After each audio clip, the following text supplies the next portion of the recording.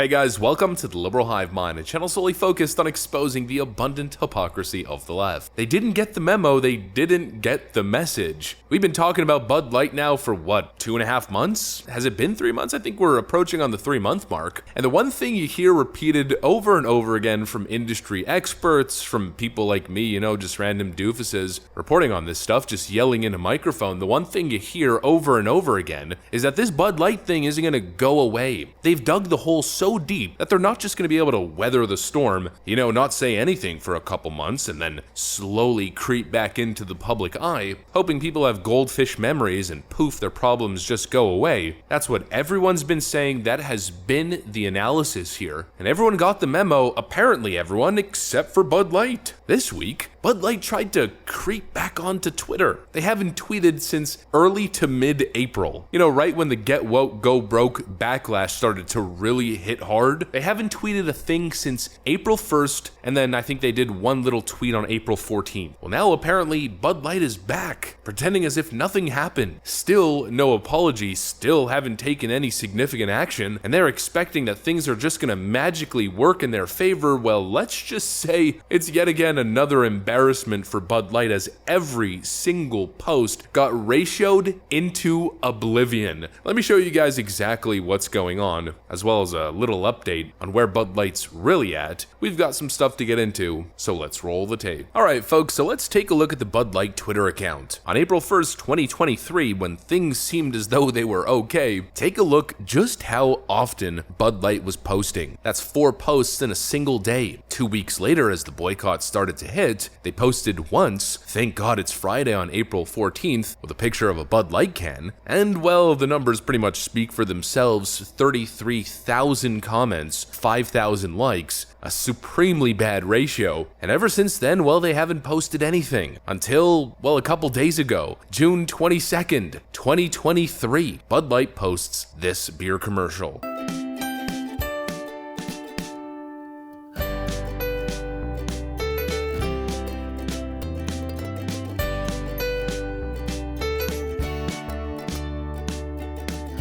Clearly a different angle from the TikTok disaster campaign that they did during March Madness, but they were hoping, man, it's been like 2 months. Hopefully it's just water under the bridge at this point. And well, not exactly. Take a look at the numbers. Another supremely bad ratio. They're back to tweeting again. Here's another attempt. Those emails can wait till Monday. With this little GIF and video form, 3,300 replies to only 540 likes. Footwear optional, but recommended for summer keg carry. Another supremely bad 10-to-1 ratio. It's a summer staple, the old razzle dazzle. Another supremely bad ratio. I don't know if the idea is to just keep going and hopefully at some point the ratios stop, or at least they trend in a more positive direction for Bud Light, and I'm inclined to believe that most likely that's the case. But what I'm really getting from this, what I'm seeing is basically the visual representation of an I told you so moment. This is what we've been saying, it's not going to be as easy as Bud Light was hoping. This boycott isn't going anywhere, and with good reason. Bud Light probably thinks that they've atoned for their sins, they've shifted their marketing focus, and therefore people are just going to forget about the whole thing. Well, no, because Bud Light maybe shifted their ad campaigns a little bit, but they're still kinda up to the same old,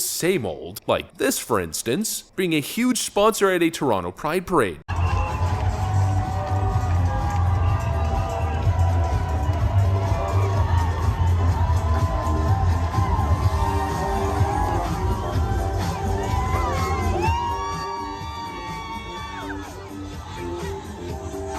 They've learned absolutely nothing, and some people might be saying, well, big deal, they sponsored a Pride event. I've seen a million companies do that before. Well, I have a different perspective. Once again, Bud Light attaches their brand with a totally inappropriate adult event happening in front of children. Not exactly a good look, huh? Bud Light is facing heat for essentially connecting themselves to a certain TikToker marketing adult lifestyle choices to young children on TikTok. They take major heat over it, and their response is, let's be the biggest sponsor at this year's Pride Parade. As all these stories keep coming in, I wish I could show you guys the videos, but I'm not going to put my channel in jeopardy. I mean, they're that bad, and they keep getting worse every single year. I'll just read a couple headlines because it'll basically convey the idea. idea. Breaking: fully naked adults riding bikes expose their genitalia to children at Seattle Pride. Man in underwear twerks and gyrates in front of numerous children and families for body positivity during Minneapolis Pride Parade. Now, those are just a couple examples. Let me tell you, there's much more than you could possibly imagine or ever really want to subject yourself to seeing. Just go take a casual scroll down the post-millennials Twitter feed and you'll see exactly what I mean. Well, Bud Light is now attaching their brand after this whole disaster to that. You know, to these events that the Washington Post writes, "Yes, kink belongs at Pride, and I want my kids to see it." Bud Light is associating themselves with that event. Look, you have freedom to do what you want. That's the decision that they're making. Well, I guess they have the freedom to do so, and the consumer has the freedom to say never again. And I think that's what most consumers are saying. And interestingly enough, the contrast between Yingling Brewery and Bud Light continues to be clearer and clearer every day. Yingling Brewery to Bud Light, hold our beer. This week, Yingling Brewery found itself dragged into another controversy. For many years, Yingling has been a sponsor of Music Fest, an annual festival held in Pennsylvania. On Monday, the festival shared a promo on its Facebook page about this year's event. Yingling was included in the post as a sponsor. 4 days later, the post was edited and Yingling was removed from the text of the promotion. Why? Because social media followers went nuts. A family-friendly drag show is part of the festival's events this year. The original promotion said that babies in arms would be admitted. Children under 2 may not be recommended for some performances. After the backlash began, Arts Quest, the venue hosting the event, issued a statement absolving Yingling of any involvement, and the age for admission into the show had been raised to 18+. Yingling has been a supporter of ArtQuest for many years, along with over 300 local community supporters. We're proud to be a part of their efforts to revitalize an industrial neighborhood in Bethlehem, PA. Through our ArtQuest sponsorship, we have naming rights to the Music Fest Cafe presented by Yingling venue. ArtQuest independently plans the events and policies that take place at this venue and all of their other performance areas. Yingling actively promotes responsible drinking for patrons 21 years of age and older. We are working to align with ArtQuest regarding appropriate age restrictions for venues associated with our sponsorship. We support their decision to restrict attendance to 18+ for the June 30th show. For more information, contact info at ArtsQuest. And so that's how you do it, huh? Unknowingly, Yingling was attached to an all-age,